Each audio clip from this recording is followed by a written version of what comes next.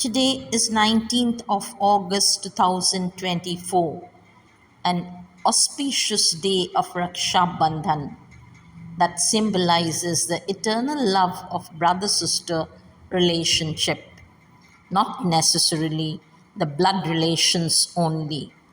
But where is that feel of security and safety of your sisters today? India is a country with rich culture. Then why these heinous crimes? The horrendous case of trainee Dr. Momita, now our Abhaya, sometimes back Nirbhaya, and many more such crimes prove that misogynists are growing in numbers in our country. So, the big burning topic for today is how to curb this menace. India ranks 108 out of 193 countries in gender inequality. It's time to shout out for justice for the safety and security of women in India and change the overall outlook towards women. To begin from its grassroots, not only teach your son to respect their sisters, but put it into action. Appeal to every mother. Let the mother also treat both of them unbiased. From there, your sons will pick up the values. Do's and don'ts for both the gender should not be discriminated. I have been an educator over 3 decades, so my feel I'm sharing with you. Encourage inclusive education in institutions. Do not segregate into boys and girls schools. Let them grow up together. This will stop objectification of girls. They will learn to help and protect one another.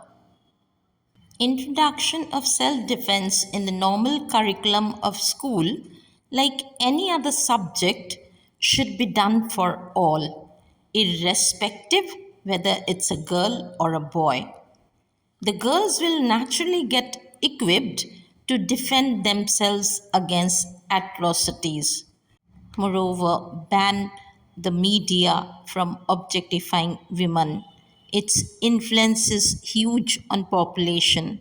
For the illiterate class, this is the only source of entertainment and sometimes their kind of learning, which may be vicious. Finally, for the framers of law and orders, my earnest plea is do not make separate rules for the males and the females. They have enough been discriminated. They need equality and no more discrimination. But make sure that the law and order is protective and exercised rather than just being on the paper. West Bengal boasts for the highest percentage of female MPs in the country. Then why is the scenario so grave for the females in West Bengal? Isn't it sarcastic? So it's not the number, but it's quality that matters. It is now time for everyone, not only women, who should shout out for their fair justice in all respect. Let us all become more responsible and sensible for our duties and responsibilities, a totally corruption free and safe India for all. Thank you for watching. Please feel free to share your comments in the comment box. Justice! We want justice! We want justice!